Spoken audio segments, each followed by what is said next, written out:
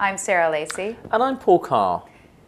And welcome to a new show. This is what happens when you're sitting in an office and you don't feel like writing a blog post. And you don't feel like writing a blog post. And you say, I know, let's do a video. And you're irritated. And a series of news items comes across your desk that bug the living shit out of you. Right. So welcome to a new feature that we've decided to call, what's it, Seriously Shut the Fuck Up? Well, this week in STFU. In Shut the Fuck Up. So basically I promised my husband I would no longer swear on air, so I'm saying STFU. Because of the baby? Yeah, the baby can hear. Has it got ears now? Uh-huh. Oh, sorry. So this weekend... It expects it out of you. This weekend... Shut the fuck up. And basically... So each of us will pick something that we think people need to STFU about. Yeah. So what did we find this week? You go first.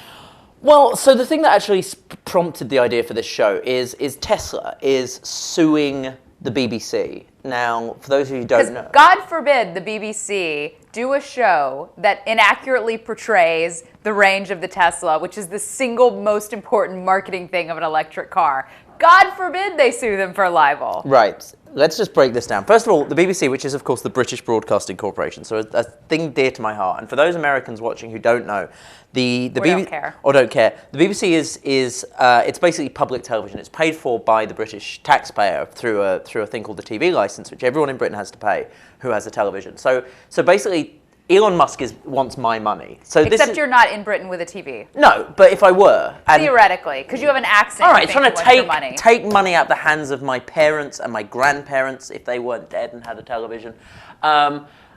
Because basically there's this show called Top Gear, which is an entertainment show, which is hosted by a guy called Jeremy Clarkson, who is famously anti anything electric, any electric car, any hybrids, any of that stuff. He once drove a 4x4 gas-guzzling Land Rover up the side of Ben Nevis just to piss off environmentalists. I mean, if you are approached by that show and told, oh, can we borrow your electric car for a day? The chances are they're gonna fucking take the piss out of your car. If they're too dumb, if the Tesla PR people are too dumb to watch an episode of Top Gear before they decide to get this car. But that's not the issue. So, it's one thing to take the piss out of your car. It's another thing to misrepresent the mileage of an electric car. To explain the lawsuit, basically the BBC are being sued by Tesla because the BBC Top Gear program raced the Tesla against a Lotus, and during the course of that they showed that despite Tesla claiming that the Tesla Roadster had a range of 200 miles on a single charge, the Tesla that they had ran out after 55 miles. Now, what Tesla are saying is not that the BBC somehow faked it by not charging it properly. They're saying the way the BBC drove it wasn't how a normal person would drive it. And in that case, yes, it only gets 55 miles, but if you drove it optimally, you could get up to 300. And they say this has been proved by tests or whatever else. The BBC is saying, who are saying they're going to defend the lawsuit against the lawsuit, are saying, who gives a shit? It's an entertainment show. We beat the crap out of this car, and it did 55 miles. And as a joke, Jeremy Clarkson, who's known for doing this, basically said, well, they say 200 miles, we got 55 out of it. Now, if Tesla, and by the way, this was nearly 4 years ago, and yet now Tesla are suing. I mean, shut the fuck up, Elon Musk. You want 0.01 cents out of my fucking TV license because your feelings are hurt by Jeremy Clarkson, who was never going to like your fucking car anyway. How many billions of dollars does Elon Musk have? Who gives a shit? It's the single biggest selling point of their car. I mean, if being on Top Gear was the difference between success and failure for Elon Musk, then I think his space shuttle is in serious trouble. I think they have to vigorously defend these things. It's important to their brand. And look, yeah, he's a billionaire, but you know why? Because he had the balls to put $100 million of his own money in this company. He should sue him. No, fine. So the thing with Elon Musk is, what I like about him is the whole Bond villain shtick. And I'm sorry, Blofeld, if he were misrepresented by the BBC, wouldn't sue. He'd launch some sort of missile attack, or he'd open a crater would open up in Tesla HQ, and Jeremy Clarkson would be just driving down the road. He'd look in his wing mirror, and there'd be a helicopter with a chainsaw attached to it. So you want him to STFU and act? Yeah, I'm saying you've got two choices, Elon Musk. Either shut the fuck up, or do a proper Bond villain revenge. Do something like demand $1 billion. Yeah, petting his cat. Press a button, and warn, and of course, get Clarkson hanging over a thing of tanks. Warn him exactly what's going to happen. He should have given a Tesla with an ejection seat or something. Any of that stuff would have been brilliant. But no, he's going to sue. That's pathetic. Okay, let's get to mine. So what's your story?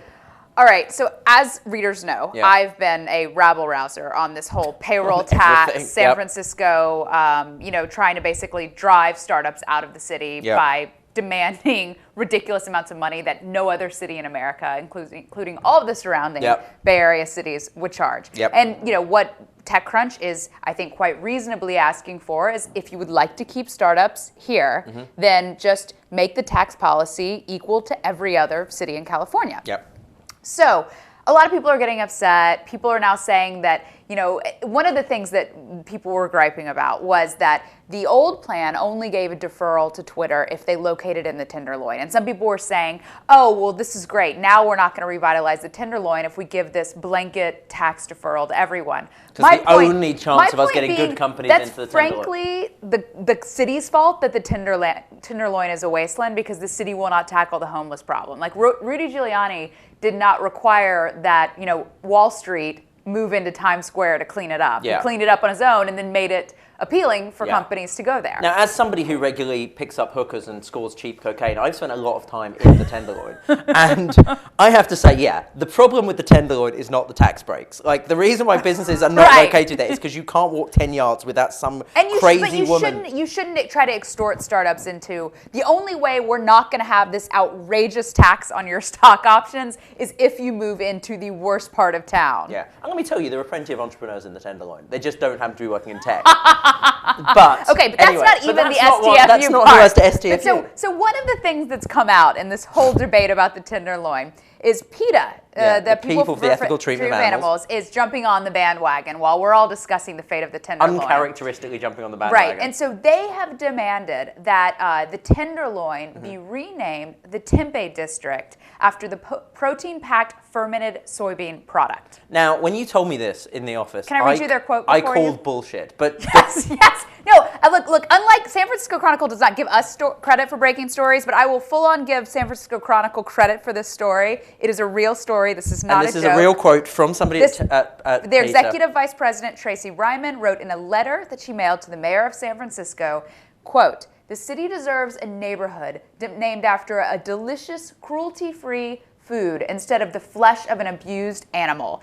To her, I say, have you ever been to the Tenderloin? Because it looks and smells and feels like you're inside the flesh of an abused animal. I was going to say, the flesh of an abused animal is pretty much what the That's an Tenderloin is upgrade. about. No, I mean, you walk around the Tenderloin, look left and right, and what you see is the flesh of abused animals. I'm sorry. So they want to rename it after, what's it, the Tempeh? Yeah. Tempeh District, after...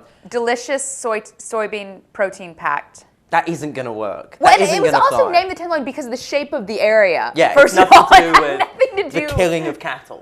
Right. No, it's not an advertisement for the meat industry. So there's a couple things that piss me off about this. The first is, again... Is there anything that doesn't piss you off about it? Because everything about it pisses So me there's off. two main things though. Yeah. So the first is, like the people who are complaining that, we should only give tax breaks so private companies, private venture-backed companies will clean up the mess in the most blighted city neighborhood Yeah. that the city refuses to do. Like, again, there's this Band-Aid approach of, well, let's just rename the Tenderloin and we'll fix it. No, I'm sorry. The city of San Francisco has to grow a pair and go in and solve the very big human problems on the streets of the Tenderloin. Like, renaming it doesn't do anything. Like, and what's offensive is saying that this name is somehow like some horrible abuse of human rights or animal rights. What about the abuse of human rights that go on every day in the Tenderloin? I mean, it is just like there are deep ethical issues that have nothing to do with the name. I mean, well, maybe they're being safe for the people of the ethical treatment of people. Maybe pet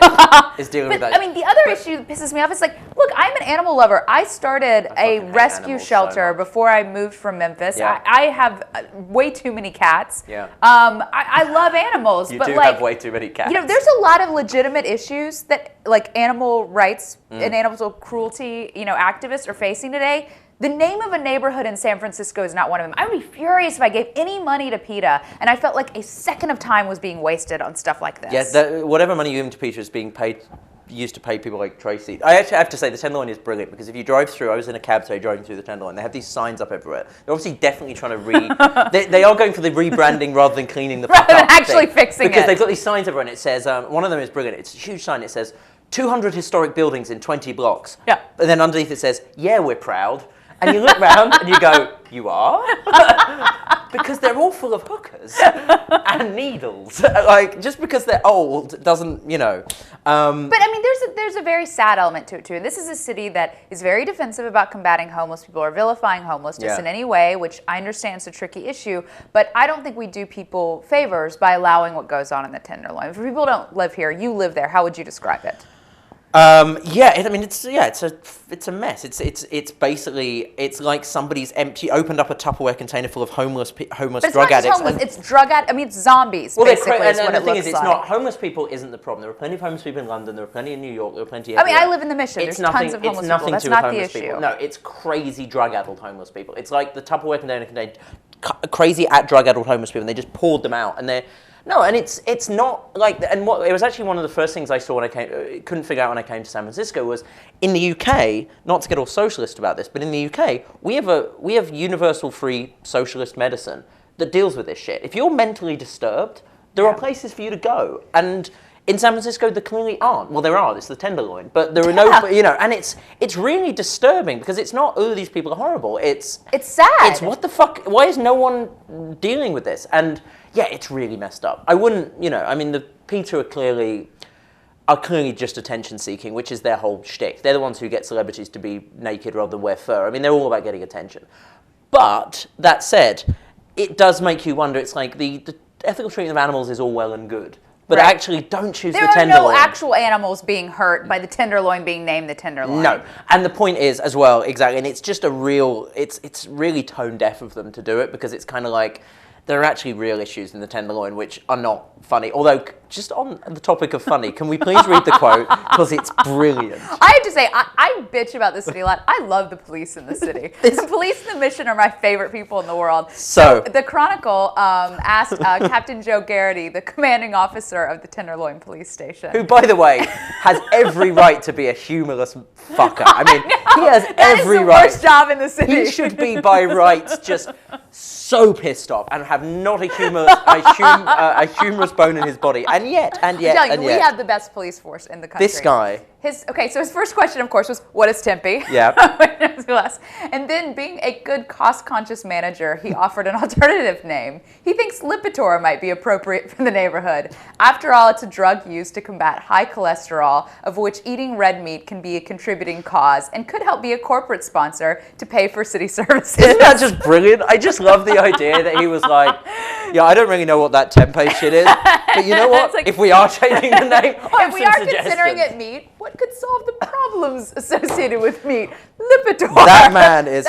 The neighborhood needs Lipitor, not a rebranding I love the campaign. idea of it being called the Lipitor District. Do you want to go to the Lipitor District? And why is it called that? It's like, well, it's a long story. It involved Peter, but then there was this cop who came up with this thing. But it's like that. There's the town in Texas, which is like Dish, Texas or something, and you get free satellite, and it's sponsored by Dish Network? By Dish Network, the whole town. That's amazing. I know. God, I love America. I would have no problem with corporate naming rights for neighborhoods if it would clean up the Tenderloin. Yeah. Like that is a role. That's an appropriate role for a private company to play to clean the Tenderloin, not extorting Twitter to move there.